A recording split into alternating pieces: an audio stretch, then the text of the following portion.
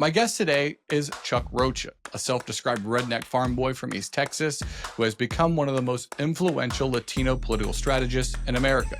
Rocha was a single father at 20, never went to college, and has a criminal record. But he rose from union organizer at a rubber plant to the architect of the 2020 Bernie Sanders presidential campaign. Now Rocha is a political strategist who specializes in mobilization of Latino voters.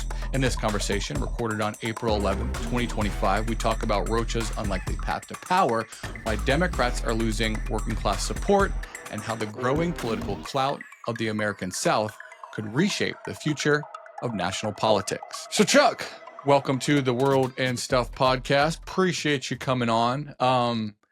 So a self-described redneck boy from East Texas. How the hell do you end up in Washington, D.C.? Let's start from the beginning. Talking about growing up in East Texas and how that kind of made you the person that you are. Well, we could do a whole TED Talk, Drew. I appreciate you having me on. I will keep everybody from all the dirty details, but we'll say that, in deep East Texas, when I mean deep East Texas, for those of you watching and listening, that would be between a big city of Dallas and a big city of Shreveport, Louisiana. There's a town called Tyler. But Tyler was the nearest town I was close to, but we live 14 miles out in the country from there because we have to drive 14 miles to go to the grocery store.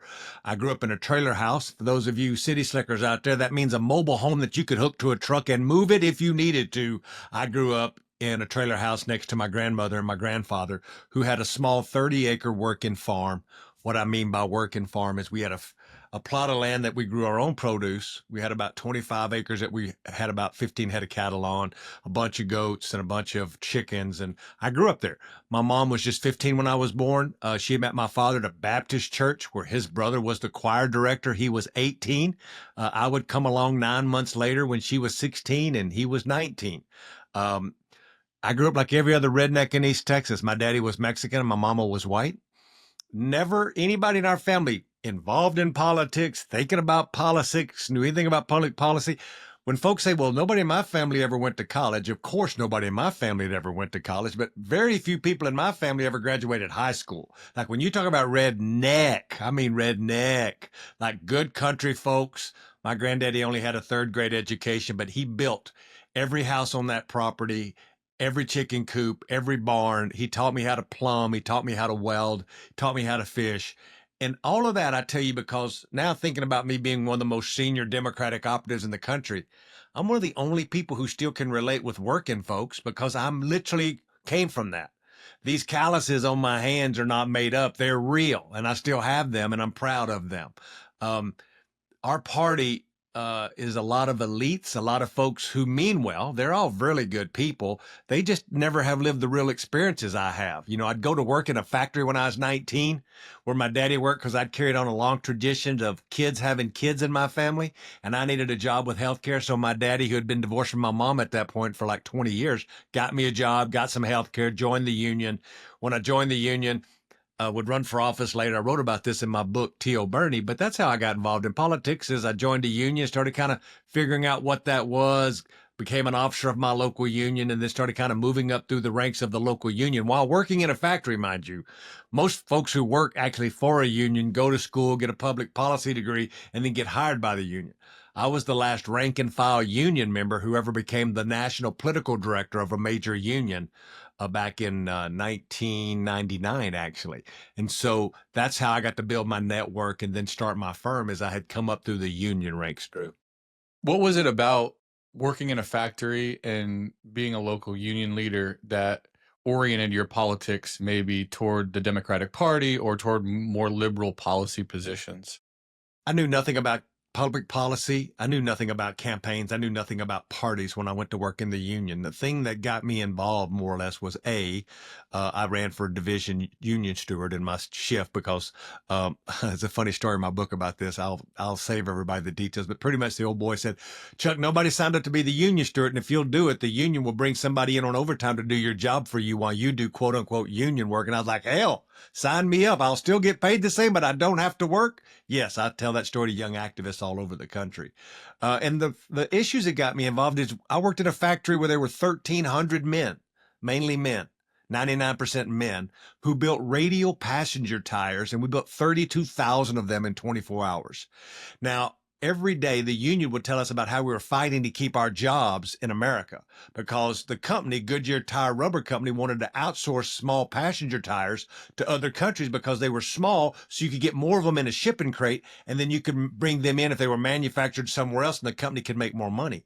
We had a low safety record. We made a profit. We were in rural East Texas, so you wouldn't have to pay us a ton of money. Like, I thought I was rich because I made 20 bucks an hour and had benefits. But we would fight, and I would get involved because we were fighting NAFTA. We were fighting PNTR, preferred nation trading status with China. Sound familiar today? So I joined the party, and I talk about this on TV, to literally fight NAFTA, to drain the swamp of rich folks who thought they were better than me, and to stop using my tax money for other things than my community when I watch so much of the overtime that I work every day and every weekend my paycheck get spent in taxes, but there's nothing getting better in my community. And that's exactly how Donald Trump has figured out how to catch the minds and hearts of working folks, because he's figured out the verbiage. Even though I don't think he means it, he at least talks about American and America jobs. Did your fight against NAFTA, of course, that was the policy of the Clinton administration, did that give you a kind of a skeptical eye toward the Democratic Party that you maintain today? I know you think that Donald Trump and Republicans don't have the prescription for the working class, but since that was promoted and championed by people in the Clinton administration, do you maintain that kind of skepticism for maybe elite Democratic politics? Of course, but we had the luxury, and at the time, y'all need to remember, there was no internet. There was no Googles. There was nothing like that. We were faxing information. We would get a fax from the headquarters that would tell us what's going on.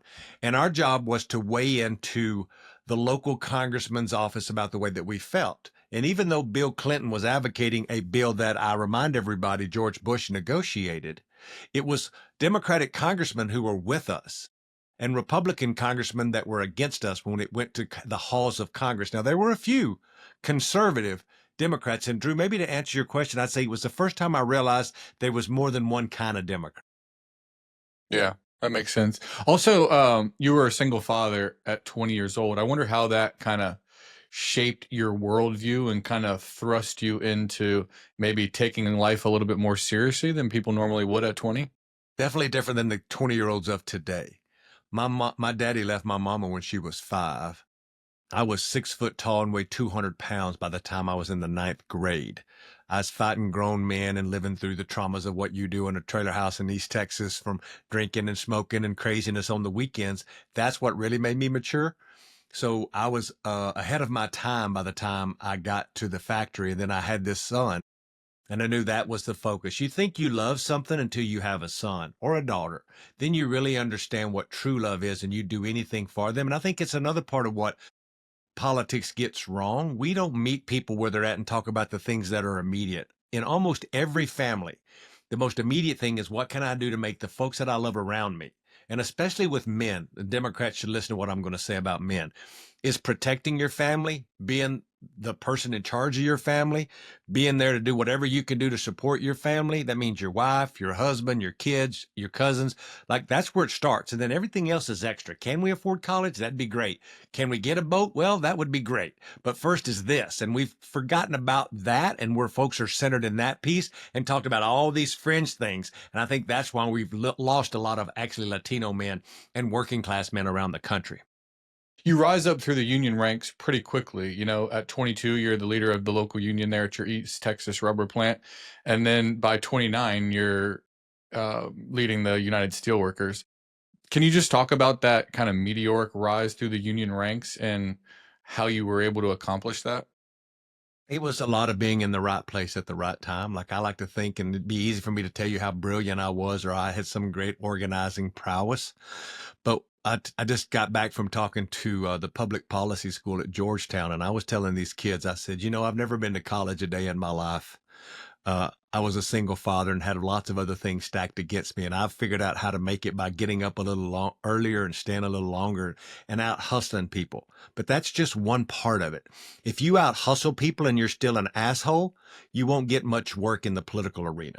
You've got to learn how to deal with people and work hard to where folks will want to literally hire you.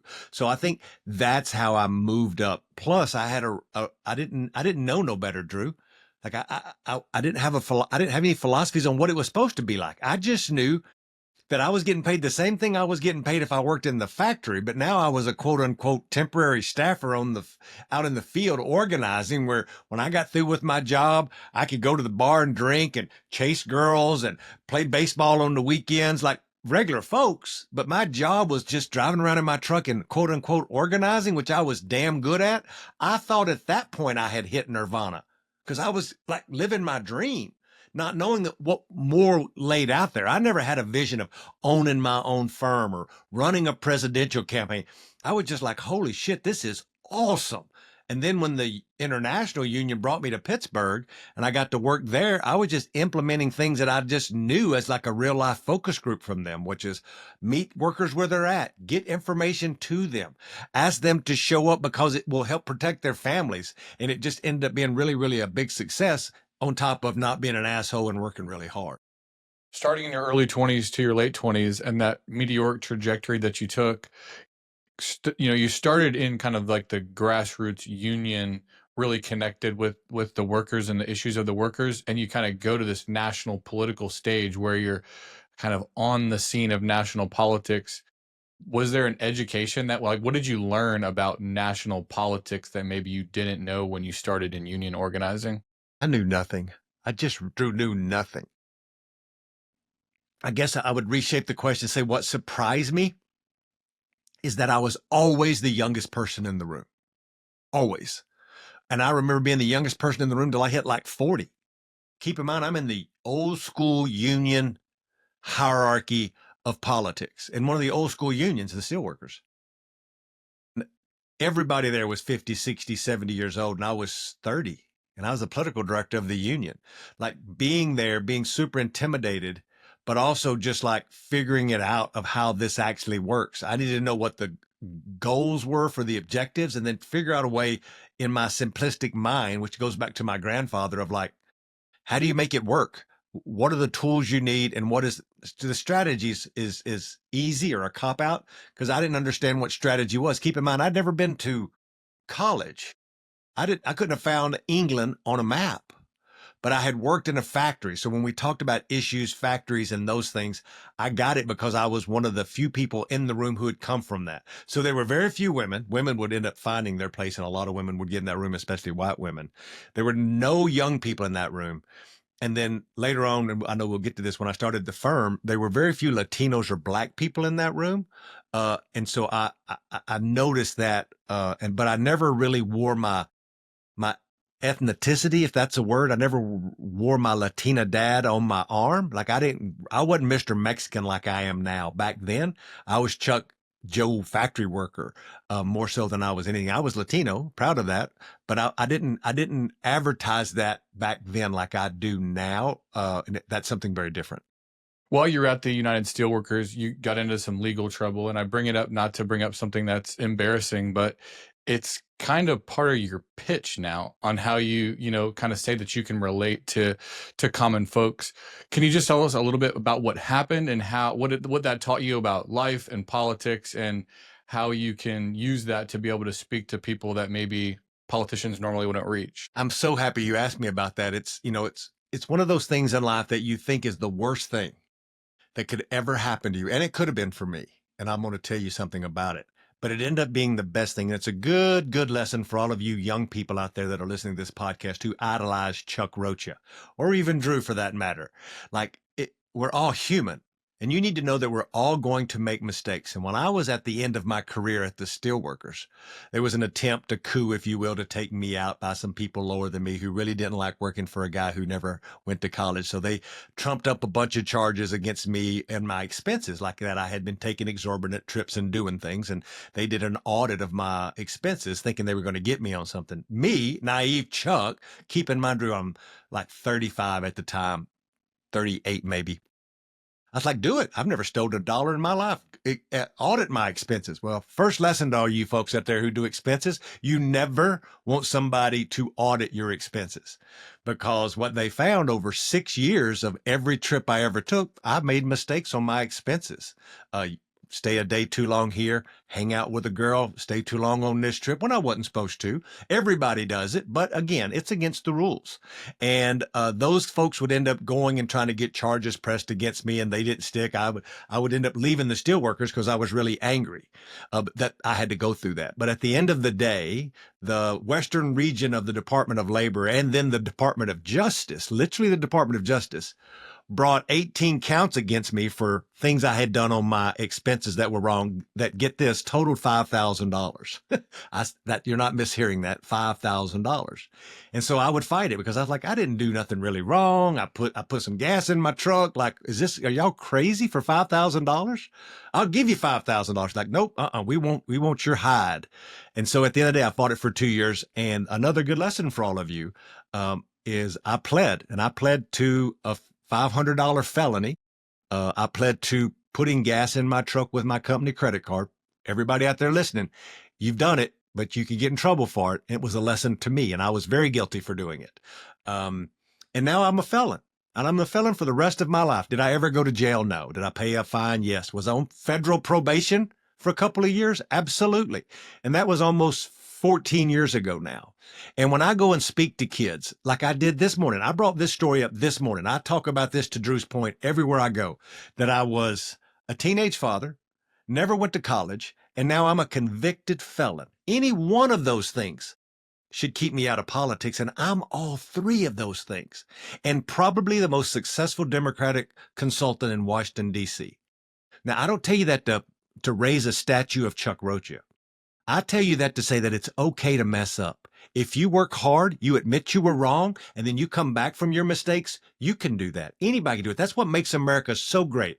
And to put a fine point on this, when I said when it first happened to me that it was the worst thing that ever happened to me, absolutely. I cried. I was upset. I thought my life was over. But my friends rallied around me. They said it's going to be okay. Admit that you did something wrong.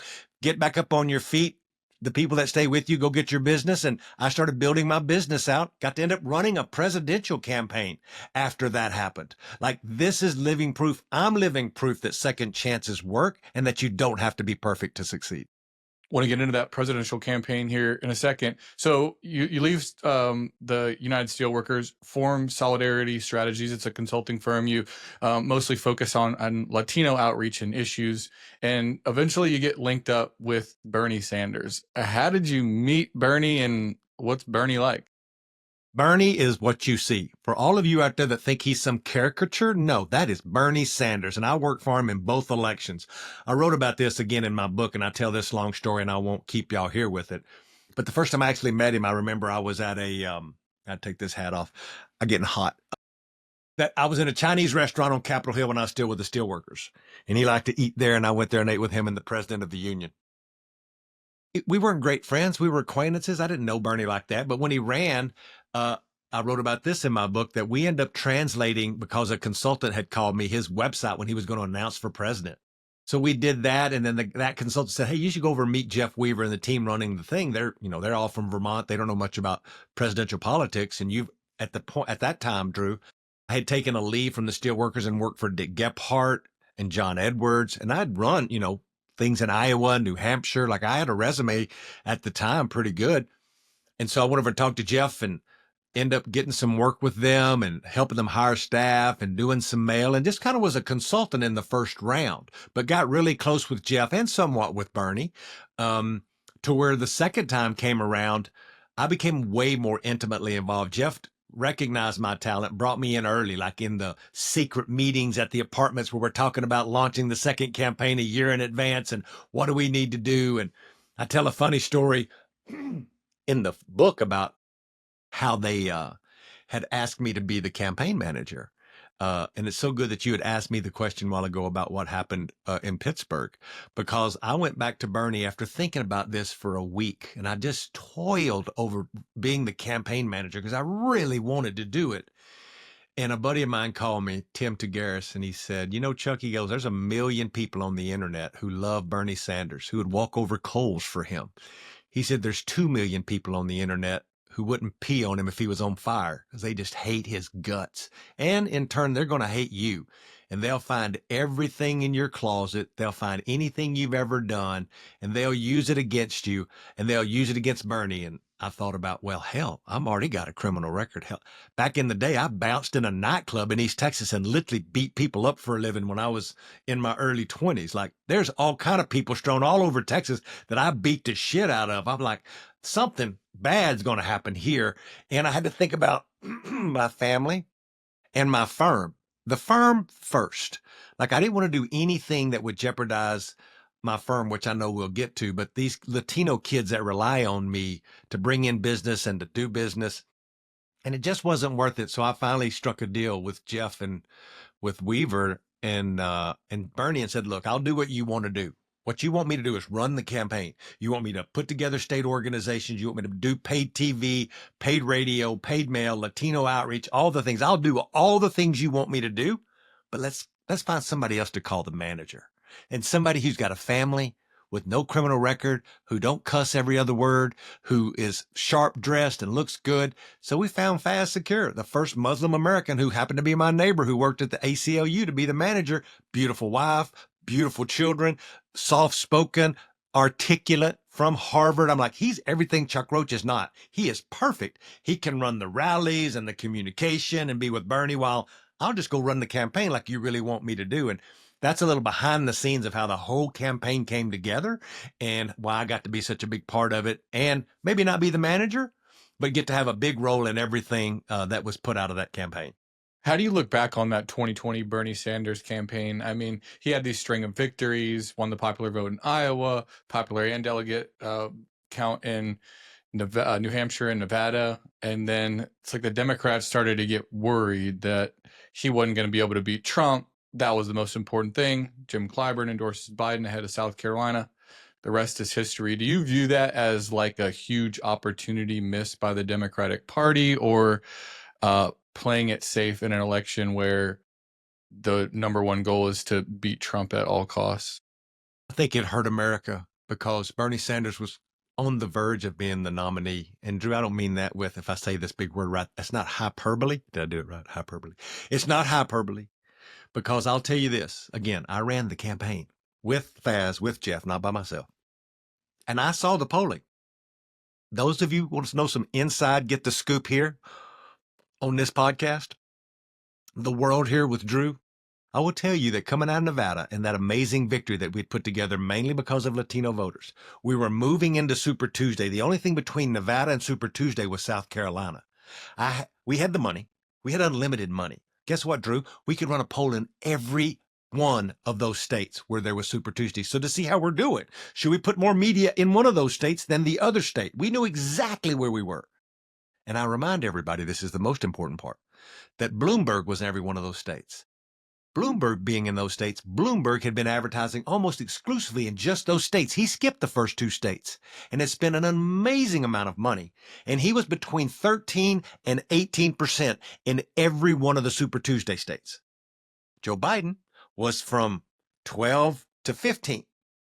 Bernie Sanders was from 16 to 22 in every one of those states. We were ahead in every single, I'll say that again, every single Super Tuesday state.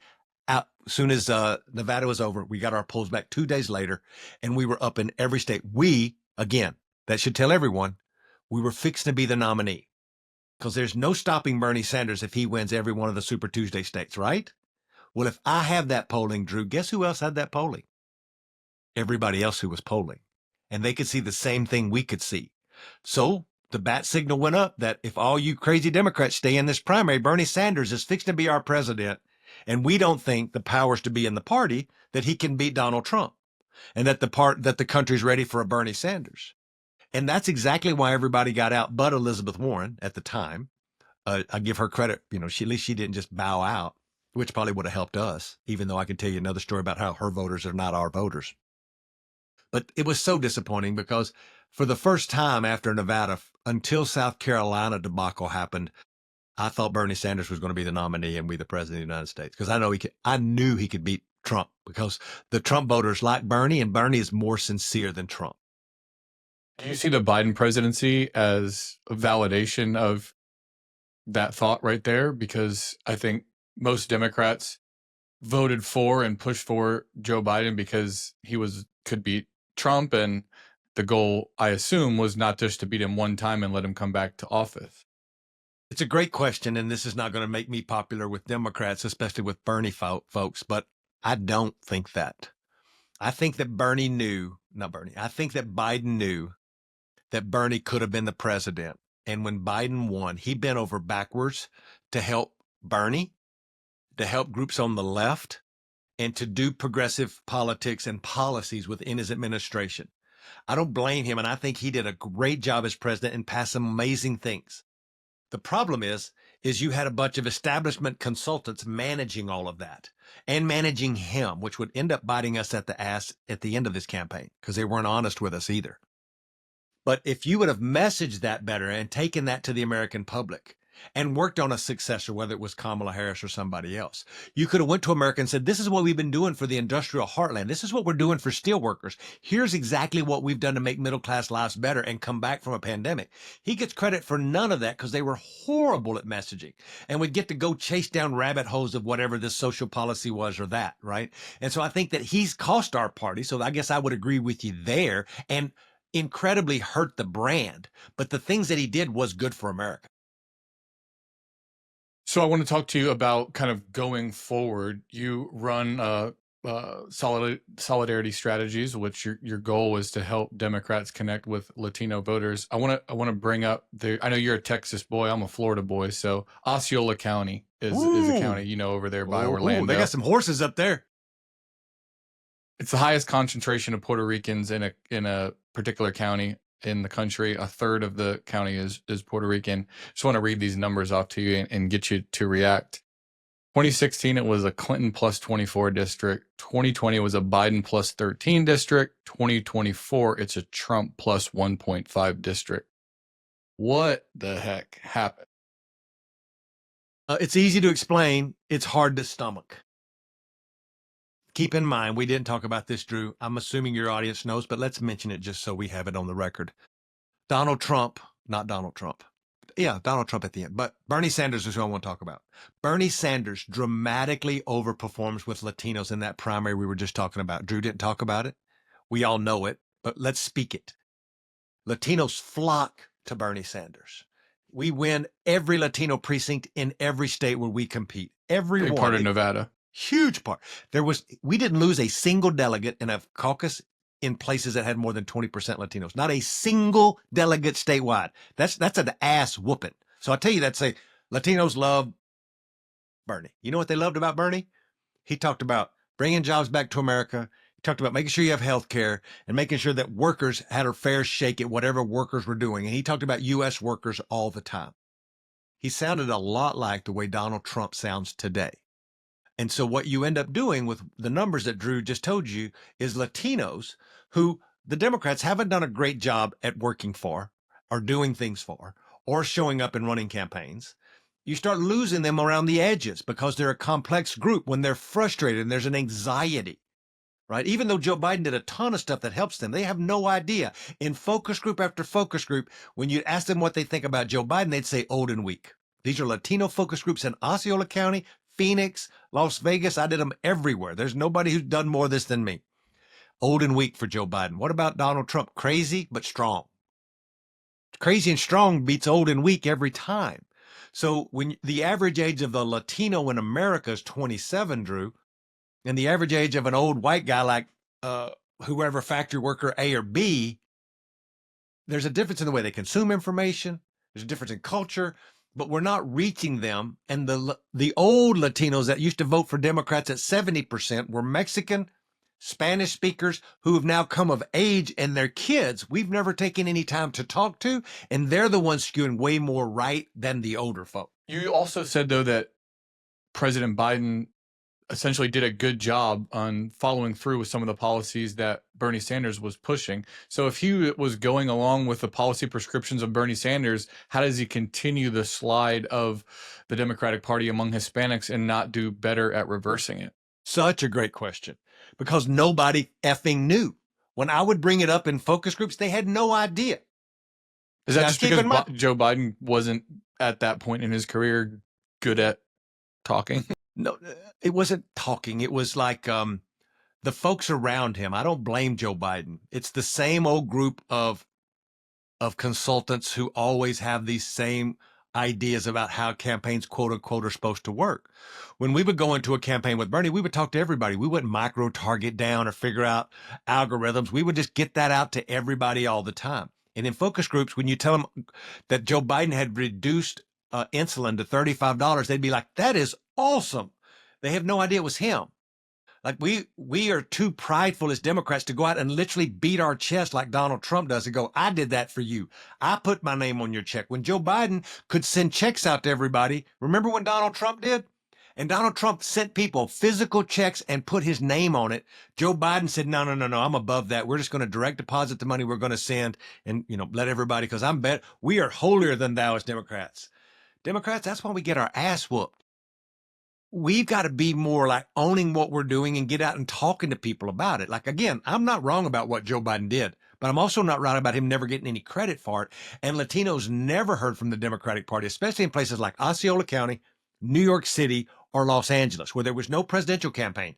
In those places, Drew, compared to battleground states, Latinos over-index for Republicans by almost double digits compared to 4 years ago. In battleground states where we're competing for that vote, it's 2 or 3 points, 4 or 5, maybe some ways, but between 1 and 3 in most states where there was a battleground election, where there's no competition, we do even worse. What does that tell you? At its core, the brand is broken. Because there's no competing narratives if you're not seeing any advertising. People just think, oh, well, these Republicans are better than these Democrats, with nobody telling them other than what they're hearing in their social circle.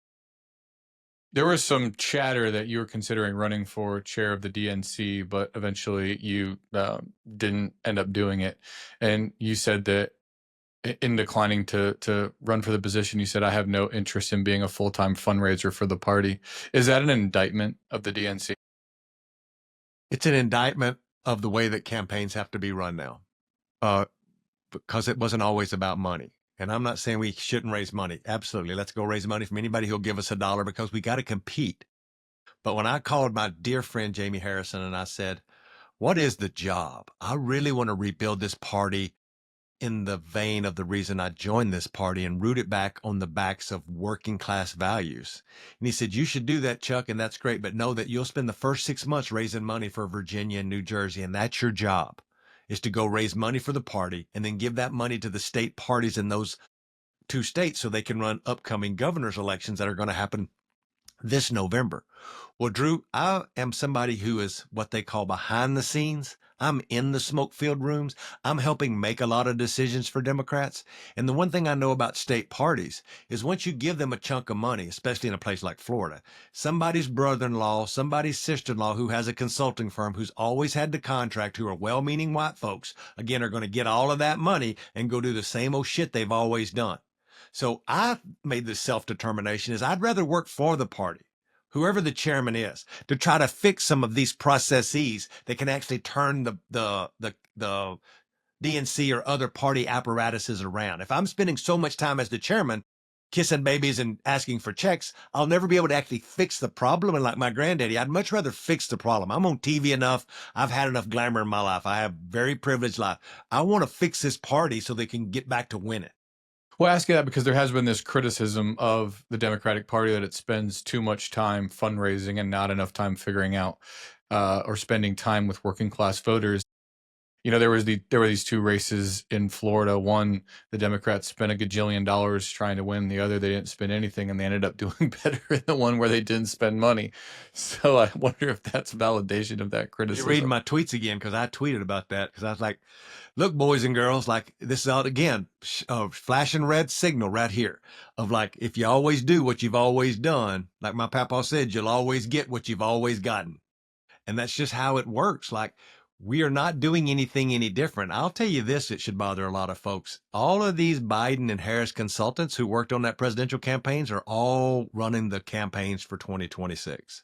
Every day I bid on a contract and I get beat by a Biden Harris consultant who got hired before me. And they're like, well, we want to work with this team because they were Biden Harris. And I'm like, why? Like in my industry is the only industry in America where people fail up at a giant rate. There's no accountability. I've never in my life heard a consultant ever be fired on a campaign. I've layered a few myself, but you never see them fired. And because of that, we don't really change anybody. And when you're consulting, and these are good people. And again, all you consultants listening, been to my house. I've held your babies. Like they're good people, but they have a different life experience than I just told you in the first 15 minutes of this podcast. It doesn't make me better, but it gives me a much different perspective. And you never see a new consulting firm started by a bunch of young people. You see another old group of folks who left one firm to merge another firm and consolidate. Like that's how it all happens. We have to change this industrial complex of political consulting if we really want to change the party. At the heart of the problem, I think, for the Democratic Party is something that you said. It ain't cool to be a Democrat no more. How do you fix that? You get cool. Like I've been fighting, boxing, hunting, fishing. Drew, when I first met you, tell the folks, the thing that we talked about was fishing. I am an avid angler. I am a diehard conservationist because I think that we are polluting the water where animals live. And I worry my grandkids won't be able to go fly fishing like I love to do literally all over the world.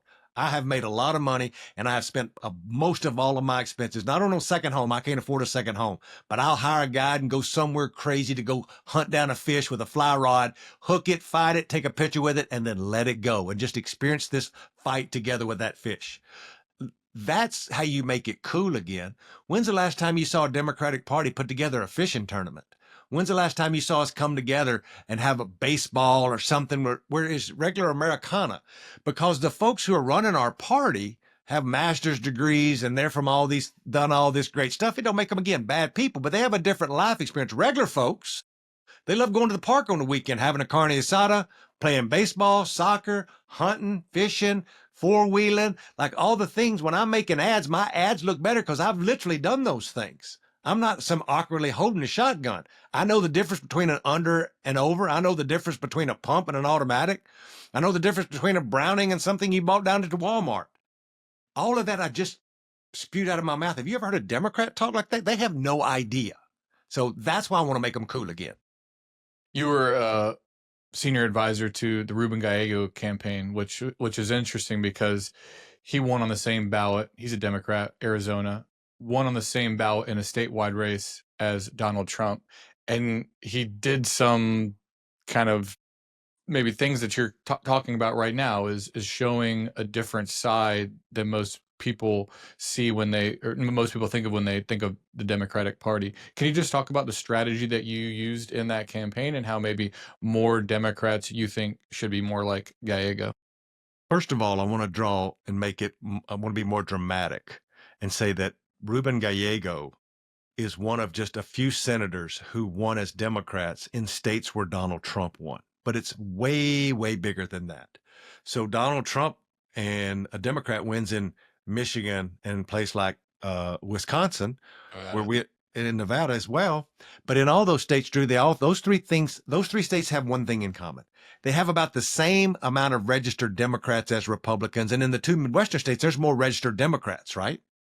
In Nevada, get this shit. After we got done, I pulled the voter file. There are 300,000 more registered Republicans in Arizona.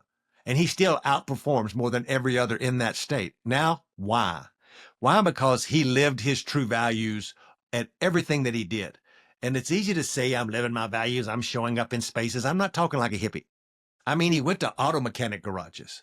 It means that he led with his personal story about going overseas and fighting for this country with a squadron that he wrote a book about that had more deaths than anybody. He's seen real shit fighting for this country and mine and your freedom. And he wore that on his sleeve while at the same time hosting boxing matches where kids could bring fathers could bring their kids and we would have a pay-per-view for the Canelo fight. Like nobody had ever done that in any campaign. Again, I take credit for that great strategy, but it was Ruben's idea.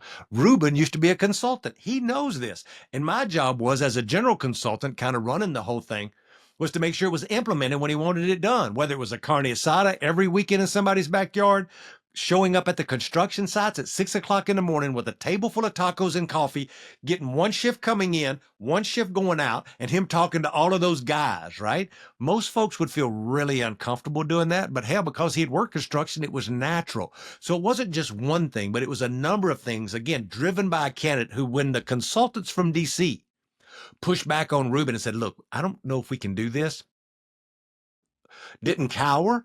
When I've seen every other candidate that I've worked for, when the DC consultant says we shouldn't do that, cower, he's like, no, we're still going to do it. I'll give you this 10% of it. We don't have to do a beer bong or do whatever the thing is or whatever the craziest thing is you can think of. It is that I want to make sure that I'm rooting my message in the values. And if we have a carne asada, I want to have a carne asada. If we're going to have a boxing match, nobody's going to get hurt. We knew we were in trouble, Drew, with certain consultants when it took me a half hour to make them understand that Ruben Gallego himself wasn't going to be fighting anybody. And that literally we're going to be watching it on TV. They thought we were going to have a boxing match because they had never seen a pay-per-view boxing match in their life. That should tell you everything you need to know. Do you think it stems from a fear? I've noticed that Democrats kind of are afraid that they might get put in a situation where a picture is taken with them next to somebody who said something a while back that was offensive, or they might get asked a question that's difficult to answer. Whereas I think oftentimes Republicans are more willing to be put in those situations. I mean, just as an example, it's like the podcast phenomenon in this last election where Trump and Vance were going anywhere, they'd sit with anyone. And there was this whole process that had to be gone through. And the Harris campaign was like, I don't know, should we go there? They've said this, they said that. We'll go to this one, but not that one. You couldn't be more right, Drew. Campaigns are run on the Democratic side like you're running around with nitroglycerin. They're real careful. And they don't want to step in any holes. They don't want to shake nothing up. They want to just kind of do the same campaign in a box. Don't want to offend anybody. Exactly. And let's not get anywhere near any controversy. Ruben don't want to do that either. He is just a good, hardworking, blue-collar guy who got a chance in a million to be a senator and a congressman, and he took the chance, and he outworked everybody. That's the end of it. And when you talk about loyalty and being real, we just talked about things that I've lived through in my lifetime. I'm not perfect. And there's politicians who'd be like, Chuck had a criminal record back in the day, and maybe we don't want... And they attacked Ruben. Kerry Lake did, and sent a tweet out calling me a felon. And any other politician would have fired me because they'd have been like, oh, we don't want the heat of Chuck Rocha being around. He's like, Chuck's my friend. Chuck has paid his price. Chuck's a damn good consultant, and he ain't going anywhere. Not that anybody said they had to on this campaign, but that's normally what happens. That should tell you everything about the intestinal fortitude of what a real man is in him as a man and as a friend, right? So he stood up for me. He stood up for every working class folks in Arizona. That's why he will be a senator for a long time in that state. So now, obviously Donald Trump is president. Democrats are angry. There's going to be a huge focus on 26 elections. What do you think is important? What do you think is the strategy? What kind of work are you going to be doing to try to convince people that they should vote for Democrats? We have to fix our brand. Just the word Democrat now, because the brand is so broken, is seen as something old and something weak. The base of the party is going crazy, wanting Democrats to do more. The latest number from CNN poll on Democrats had them at like 28% positive. And that was mainly from other Democrats who think we should be doing more. That's why you see Bernie and AOC getting all these crowds, because people want anything out there that's going to show resistance. That's why Cory Booker got so much accolades for the thing that he did of just talking for 24 hours. Do something is what people want. And there's a lot of anxiety. So we got to fix our brand. And let me tell you, Democrats, something. You need to be patient, especially you donors. It's not going to happen overnight. And we need to start rooting our message around work, the sanctity of work, and families. Work and families is where we should live. It should be our safe space, and everything should grow from there. I don't want to go down a rabbit hole of this thing or that thing. Start with work, and everything grows from there. If you want to win back people, our party has to start talking about American jobs, what we're going to do for American workers, and what we're going to do for American families. When's the last time you saw a Democrat run an ad on that? That's why Bernie Sanders is out there kicking butt. It's also why Ruben Gallego is the most popular politician in this state right now. It's also why people like Gabe Vasquez and other great new members who've been out there doing this stuff, who represent border areas and who are working class Latinos and working class folks, are really doing something special. So we have to lean into the things that are working and not be distracted by things that are not working. Ruben, who I was with a couple of weeks ago, when we spent some time together, was like, before we can make a lot of policy changes, we got to win first. And I thought that was so basic, but something nobody talks about is we have to win a few elections to get back in power and then prove to the American people that they can trust us again to actually lean into doing what's right around workers and working families. How should Democrats answer uncomfortable questions when they're asked, like, should trans women be able to play in women's sports? I often see them kind of recoil at that and try to change the subject. That seems like it was one of the weak points of the Harris campaign, is she couldn't figure out a way to articulate that answer in a way that made people feel comfortable. My smartass answer is when bellies are full and folks are winning, people could give two shits about trans this or that because there's like one of them out of 10,000 people in America. Like, I think every human should be treated as a damn human. And I think that if somebody wants to play in some sport, have that sport decide whatever the hell they're going to do. But we can do that without demagoguing people or killing kids or whatever the hell people are doing, or sending immigrants to foreign countries if they don't have a criminal record of any kind. There's absurdities on every level of what's happening right now. But stay focused on work, stay focused on American workers and American families. And then when people pop to you like that, say, yeah, deal with that. But if everybody was doing better, we wouldn't be worried about none of that at all, because that is just being used to divide all of us. Let's talk about 28. Who do you think is the heir to the Bernie Sanders wing of the Democratic Party and progressivism? Well, the heir, of course, is AOC. She's with him. He's going to determine that, right? But she's not the only one out there doing good things. And I love her. Full disclosure, I do work with her. I do work with lots of congressmen and congresswomen. And I think she is so special. But I also think Greg Casar is very special. I also think Rocha is doing some great stuff. Like, I think the Rochanas, the Gregs, the AOCs of the world, like, they all have one thing in common. I don't know how old Ro is, but the other two are under 40. They're the next generation. They're a little more, they're not purist. There was a great article that I was quoted in about Greg Casar last weekend in Political that I tell people to go read, where Greg Casar himself, the quote unquote chair of the Progressive Caucus, said, we should not have a purity test. Lefties love a purity test. If you're wrong on one thing, they don't want nothing to do with you. Well, Greg himself said everybody's different, every district's different, and we shouldn't have measuring sticks around a purity test at any time. And that's really takes a lot of intestinal fortitude as the chairman of the Progressive Caucus to actually come out and say that. So I think that he's got a bright future, and I think any of those three are the heir apparent. But I think everybody can see that AOC is literally traveling with Bernie and has got the biggest name ID. But don't sleep on Greg or Ro, because they're also doing great jobs. Do you see them as better candidates for the 2028 election than people that are often talked about? Gavin Newsom, Gretchen Whitmer, Josh Shapiro? You got to win a primary before you win the general. And folks forget that. They think that Shapiro, because he's from Pennsylvania, or Gretchen Whitmer, because she's from Michigan. And there's nothing wrong with that. That's not wrong thinking. That we need those states if you want to be the president. But you got to win a primary first. And you got to have people around you that know how to win a primary. And winning a primary is very different. And you can be a lefty and win a primary. You can be a moderate and win a primary. You can do anything if there are 25 people in a race, because you only need to win the majority in just a couple of states, and you can be the nominee, because it'll be over before you know it. So winning that, it's about money and votes. Who can raise the money, and who can have this moment in time to catch fire? Like me and Drew, we've seen it 100 times with different candidates. I don't know, if the California governor can do it. I think that he's going to be hamstrung about California and things that have went on in California. I think AOC is somebody who could catch fire. I think Shapiro is the real deal. I think he is a great politician. I think Pritzker in Illinois is trying to make himself distinguished. I think there is a definite top tier of candidates who could win in 28, and a lot of them are governors. Don't sleep on Wes Moore.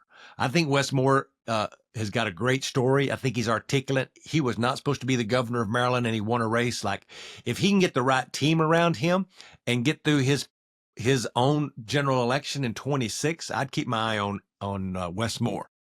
I want to ask you about the census of 2030 and how impactful that's going to have on the future of American politics with the consolidation of power in the American South. How do you view the importance of that? And, do you think that the Democratic Party has not paid enough attention to the seismic shift that's going to take place?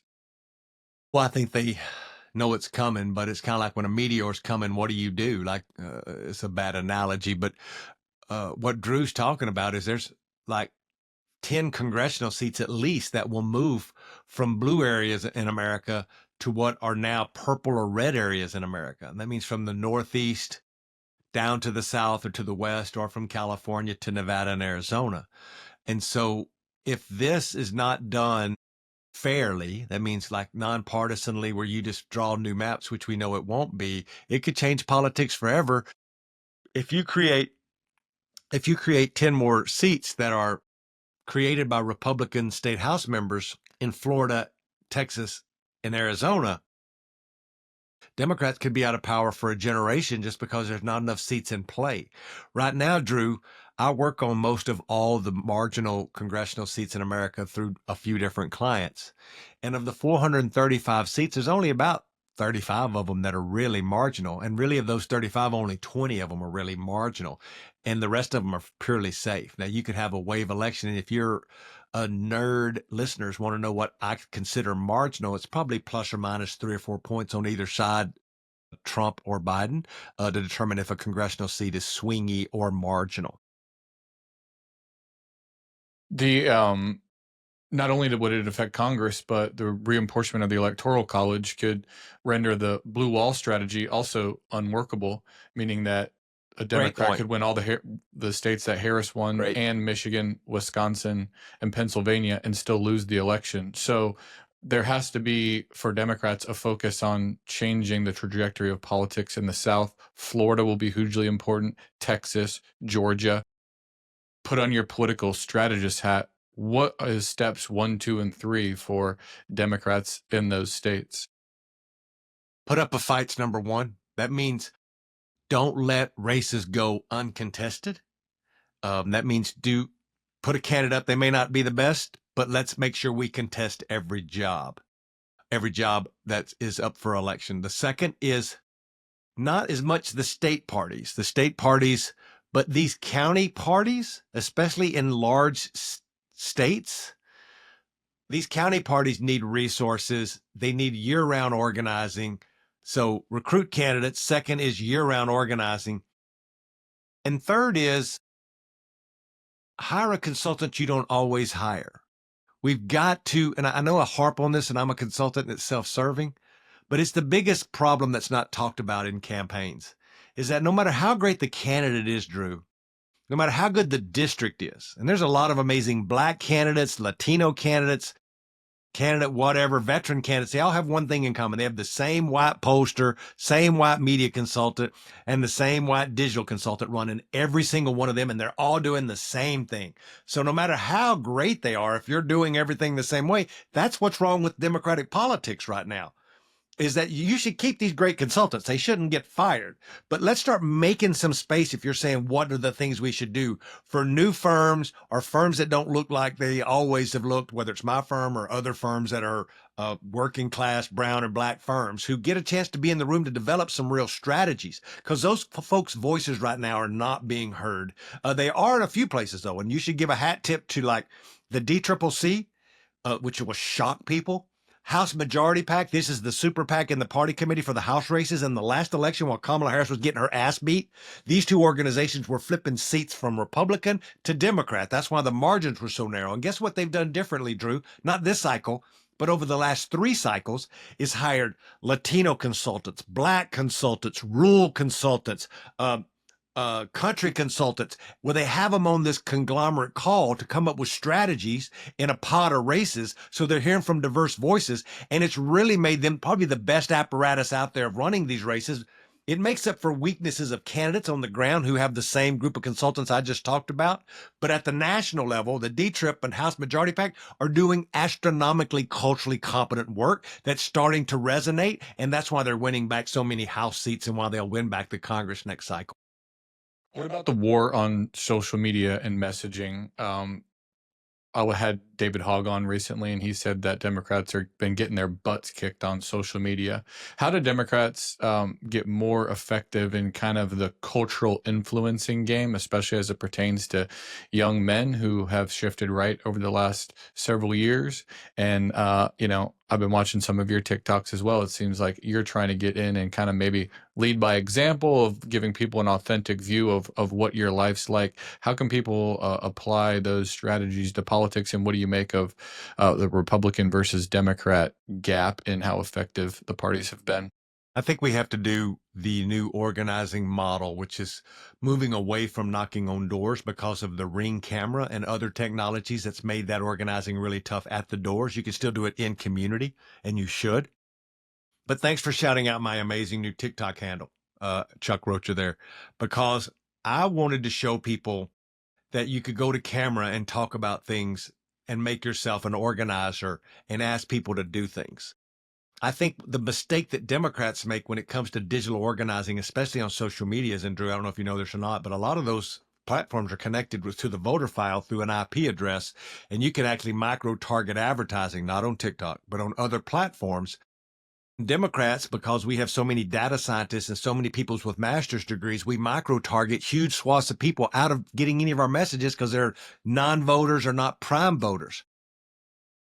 Republicans will just shotgun that shit out because A, they have a lot of money, they have a lot more influencers, and they can echo chamber that shit. And so we have to get better at that, and we won't get better at it overnight. And we won't get better at it if we don't do it with some intentionality around back to this rooting it in working class talk and not talking above people or preaching at people. Maybe we could start something where we're listening to people, because right now folks don't think Democrats listen. They think we ask them for $25 every other day on a text message, or that we're going to be preachy at them about whatever social issue of the day is because we think we're smarter than them. We got to start being like regular folks on social media, talking about things now that we have a once in a lifetime opportunity to do, which is they're cutting Social Security. They got a budget where they're going to have to do something with Medicaid, with Medicaid, if they cut that, or whatever social services that the old boy used to work at down at the Social Security office in your local community that Doge just fired. Like, these are real impactful things on folks' lives. That's why you saw so many old white folks show up on the hands-off rallies last weekend, because they're the ones being directly affected by these Doge cuts.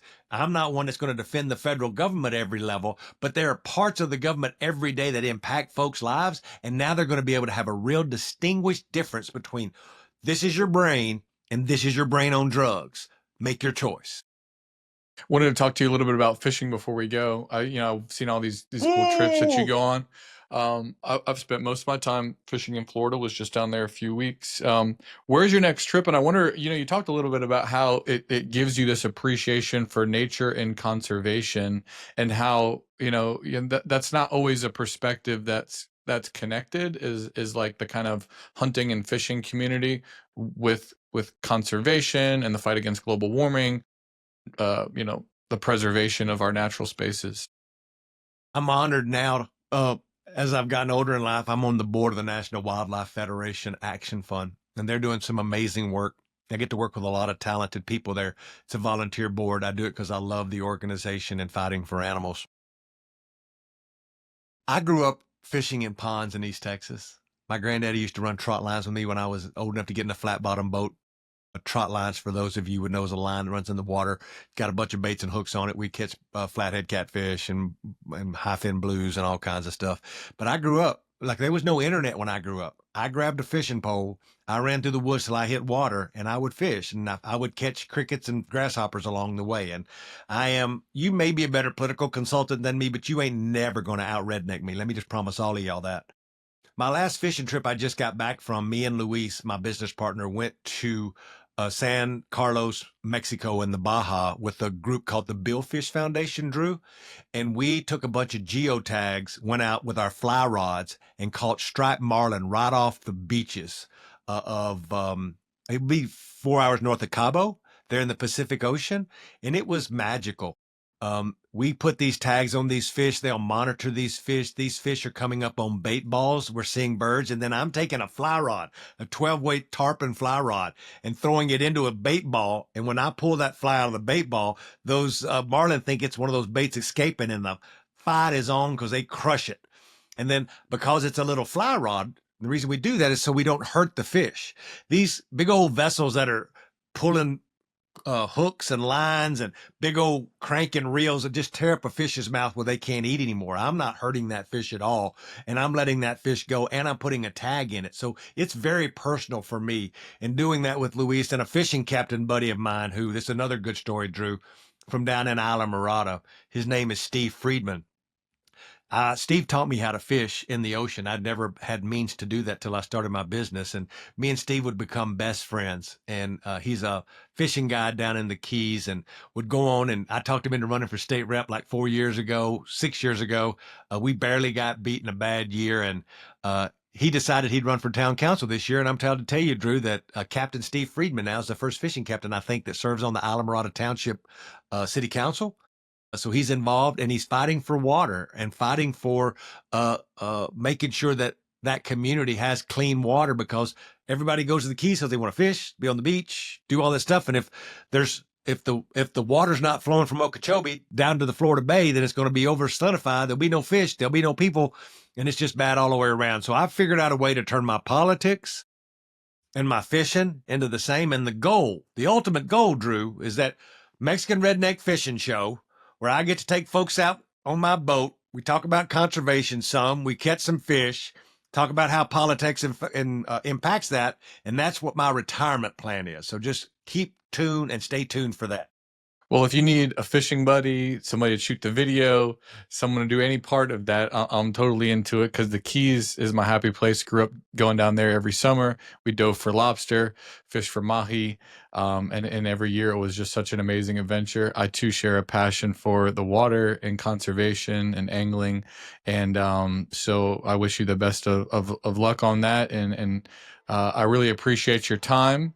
Chuck Rocha. People should look up Solidarity Strategies if they want to know more about the firm and what you do there, and find you on social media. I guess it's at Chuck Rocha on TikTok and all the other ones, but definitely on TikTok, because TikTok is the new one. My wife, Ebony Payne, who is the best thing that ever happened to me, was like, baby, I done got on the TikToks, and I need you to get on. I'm married to you, and I love you, and I'm telling you, you would be huge on TikTok. So shout out to my beautiful wife, who I'll never understand why that beautiful woman ever married me. I love you, and thank you for getting me on TikTok.